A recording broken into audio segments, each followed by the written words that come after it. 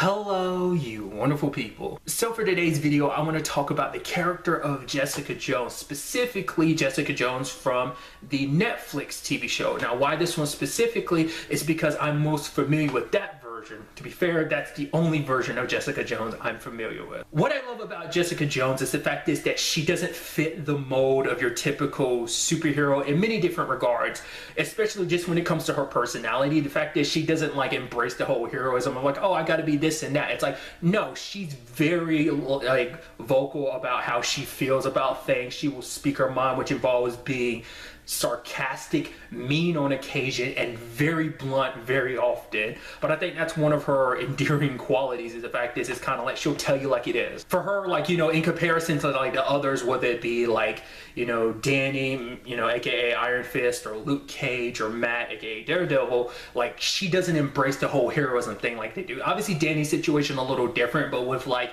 Luke and Matt, they put themselves out there to be a symbol and everything. It's like Jessica's like, yeah, I got powers and everything, but I don't make a spectacle of it. Like most people wouldn't know. Like people hear here and there about her power. She doesn't shy away from it. It's like, hey, I have powers, here it is, but she doesn't like fully embrace it and go like public with it like Luke. Usually people just have to find out and they're like, oh, I heard that you have powers and stuff like that, and they just kind of leave it at that. But it's not something I think she 100% advertises.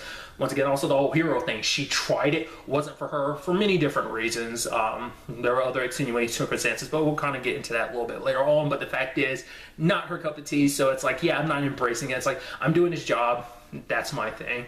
And so obviously another aspect to her is the fact is that she drinks a lot. Like that's one interesting aspect to it, but you know, there's actually a dual side to that. It's kind of like, there's actually obviously a sad side to that, because for her, it's like she drinks because she's just trying to drown her sorrows, like because of everything that's happened in her life. Specifically, this is, you know, because obviously we get bits and pieces of her before the whole Kilgrave situation. She was kind of a very different person in many different regards, because we see a bit of it in season 1. There are bits in season 2 that kind of show that aspect of her being kind of a different person in certain regards. But you know, after everything that she's kind of been through, you can make the argument it kind of hardened her and she kind of put up a lot of walls.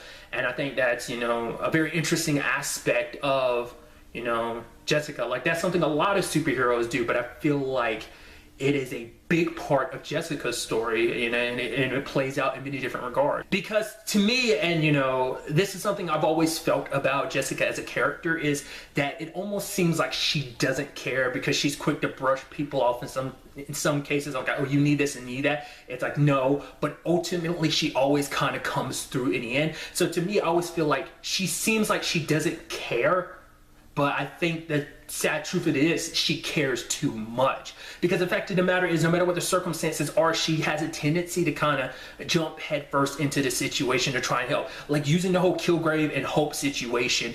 Like I think obviously from her personal experience with Kilgrave, like that made her want to help. But I mean, let's not forget, at first she wanted to run away with the whole Hope thing. But it's like, no, it's like, I'm gonna stay here. I'm gonna help prove you were innocent, that you didn't kill your parents of your own volition, that was Kilgrave manipulating you into doing that.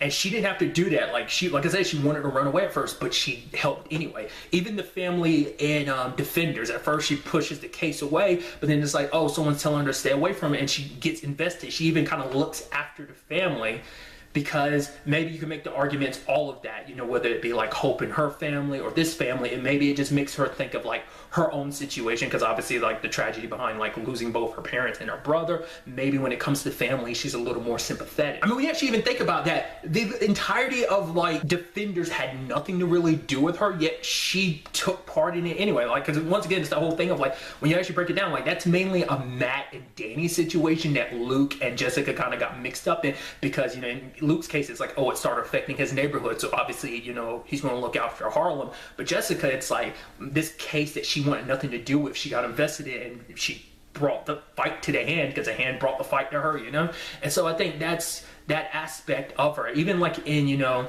season 2, everything dealing with her family, which, you know, is going to be kind of spoilers and everything, but the fact is that, you know, everything associated with her mom, even the doctor that made her the way she is, even made her mom the way she is, like, it's like, hey, you make my mom happy, you actually keep her under control, so I'm gonna let you do, like, it's that type of thing. Even after everything that's associated with her mom, of like what her mom is, like, obviously, you know, it's your mom, so obviously you're gonna be a little more caring, but I think that still shows you of just like, she isn't some heartless person. I think, like I said before, I think she just cares too much. And once again, it's just the tragedies that's kind of followed her around, like I said, that made her into a hardened hero. And the fact is, you know, because I think for Jessica, she has a tendency obviously to push people away.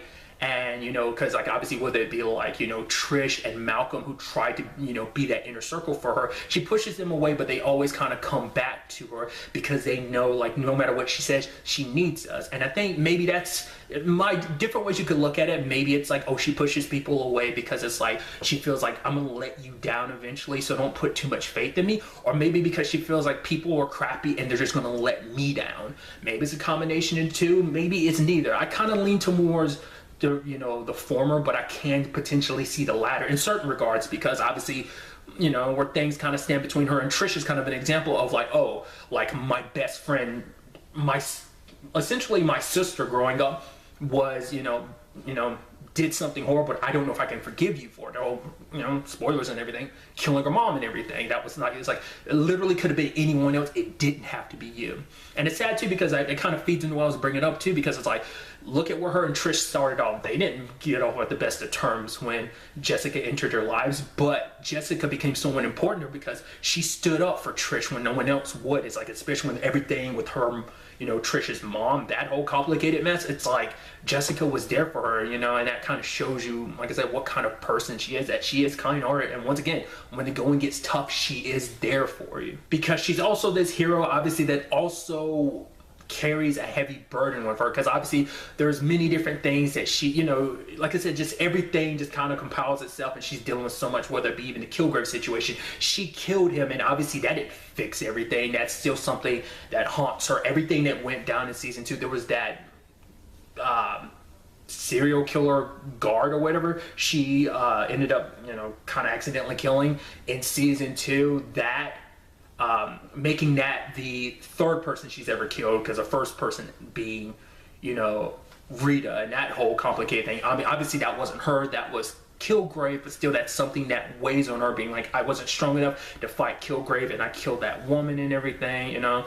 Obviously that lends itself to a complicated situation with Luke, but, you know, it's like, you know, she puts up these walls in many different regards, because I think for her, and maybe in her own way, she feels like she doesn't deserve people's help.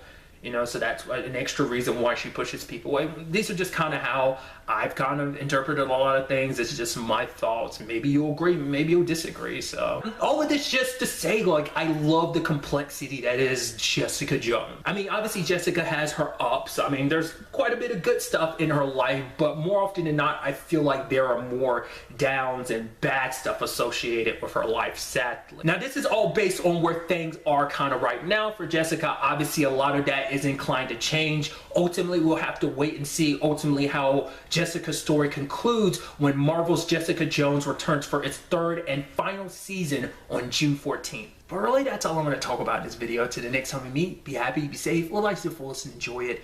Good day and goodbye.